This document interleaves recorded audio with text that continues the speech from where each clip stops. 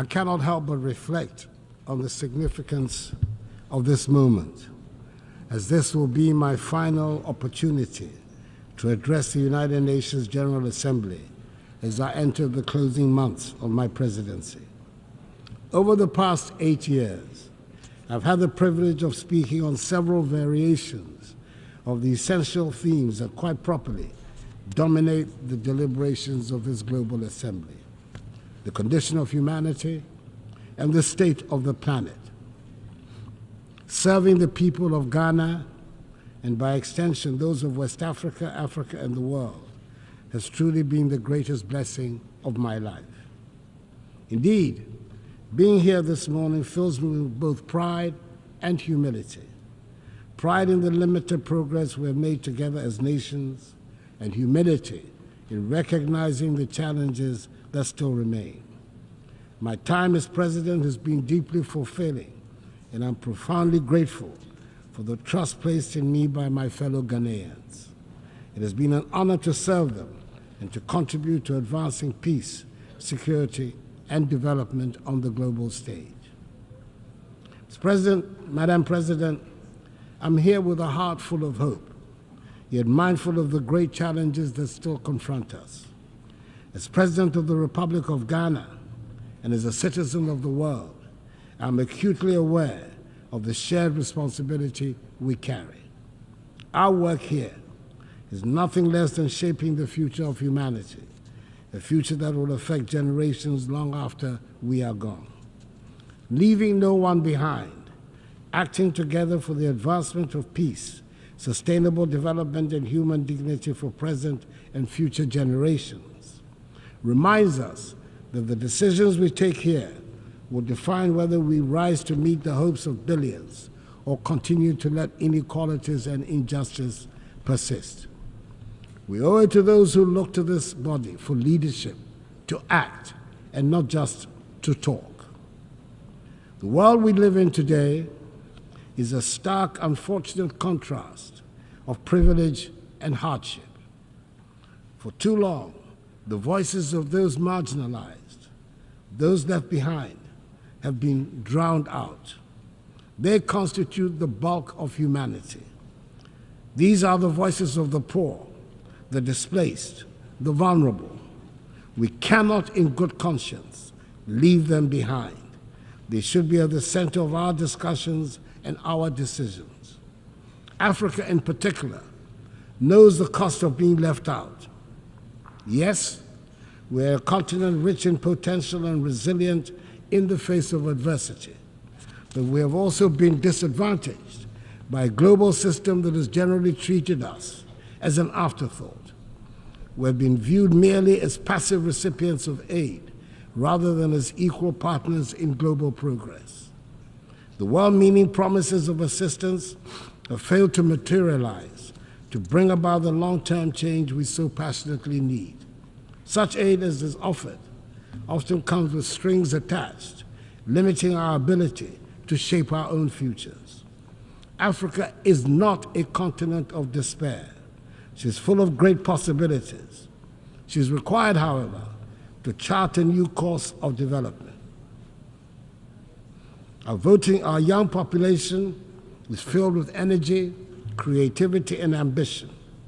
The people of Africa are not asking for handouts. They're demanding opportunities in a new global architecture so they can have access to education, healthcare, and jobs to be able to build better lives for themselves, their families, and their descendants. In Ghana, we've taken bold and decisive steps to ensure that no one is left behind in our national development, and we have shown that it is possible. Our flagship free senior high school policy has benefited 5.7 million young people, many of whom would have been denied the opportunity to learn, to dream, and to succeed. This initiative has transformed the lives of millions, positioning the next generation of Ghanaians to take their place as leaders in the global economy. But this is just the beginning. We need a global commitment to ensure that every child, no matter where they are born, has access to quality education. A world where children are left unprepared for the challenges ahead is not a just world. Beyond education, we've also prioritized health care for our people. Through Agenda 111, my government has embarked on the largest ever healthcare infrastructure project in Ghana's history. This initiative is constructing 111 hospitals across the country, ensuring that even the most remote regions have access to modern healthcare facilities. This is part of our broader goal of ensuring that no one in Ghana is left without the basic right to health. We've also taken significant steps to boost food security and economic growth through the Program for Planting for Food and Jobs. This initiative has improved food production, created jobs, and enhanced incomes for millions of Ghanaians. It is a clear demonstration that with the right policies and investments, we can transform our agricultural sector and ensure that no one goes hungry. In the same vein, our one district, one factory policy is transforming the industrial landscape of the nation, generating the structural transformation of our economy, which is our major strategic objective. And in addition, Ghana has embraced in full the teachings of the Fourth Industrial Revolution and is actively pursuing an agenda of digitalization. Under my administration, we've revolutionized public service delivery by integrating technology into governance. From the introduction of the Ghana card, which has streamlined identification and access to services, to the digitalization of the country's land registry, these reforms have enhanced transparency, efficiency, and accountability. Digitalization has improved the lives of ordinary Ghanaians and has also laid the groundwork for sustainable economic growth in the digital age. And let us not forget the strides we have made in enhancing the rule of law and governance. Through reforms in the judicial system, strengthening our democratic institutions, and promoting transparency, Ghana continues to be a beacon of good governance in Africa. We have enacted laws and implemented policies that uphold the principles of accountability and ensure that every Ghanaian, regardless of their background, is protected by the rule of law. Madam President, it is impossible to address the challenges of today without speaking of the contradictions that exist within this global institution. We gather here to discuss peace, but wars continue to ravage nations. We speak of justice, yet justice endures. Take the Russian invasion of Ukraine, for instance. Millions of lives have been uprooted.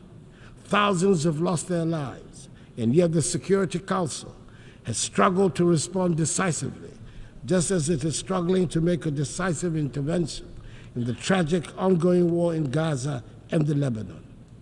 The structure of the Council reflects a world that no longer exists, and its failure to act in times of crisis raises a difficult question.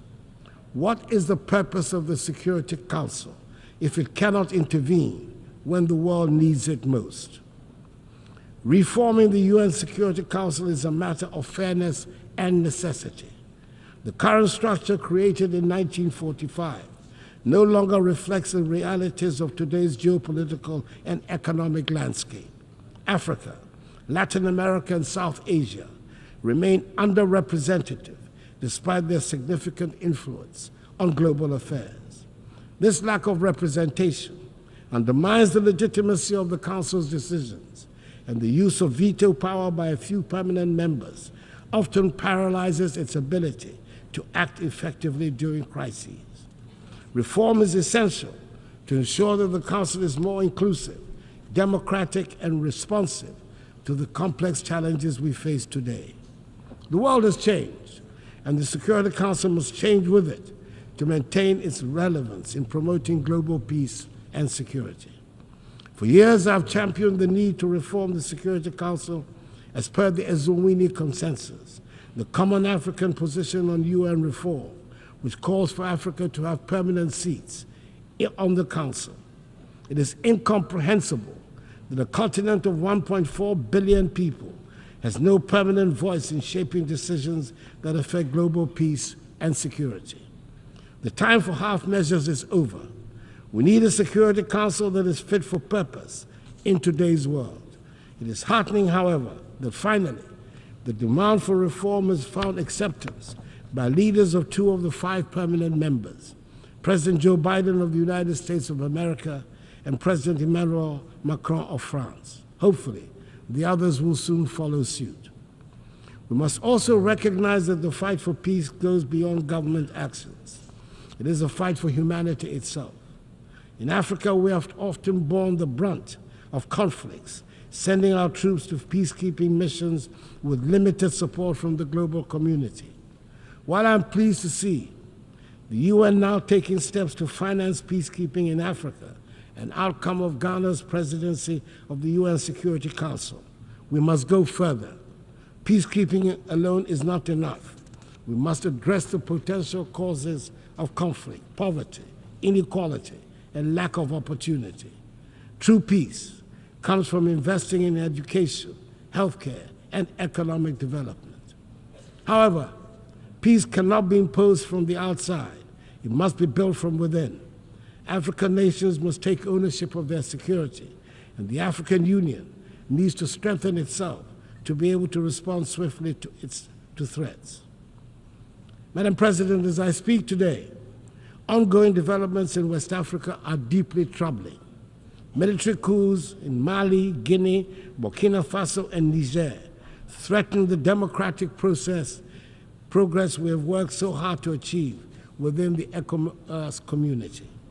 These coups are stark reminders that democracy is indeed fragile and must be continually nurtured. In Ghana, however, we will remain resolute in our commitment to democracy.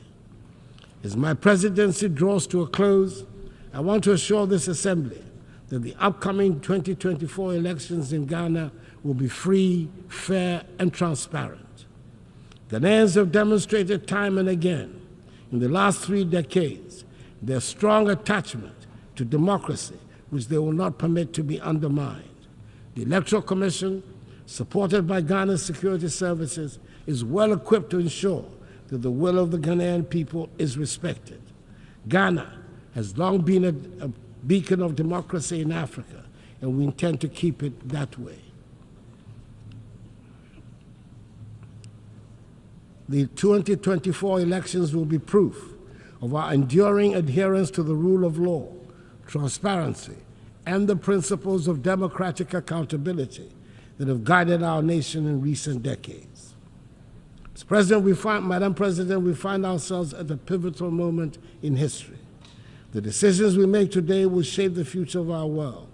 We can choose to act with courage, compassion, and a commitment to leave no one behind, or we can choose inaction and allow the suffering of millions and the degradation of the planet to continue.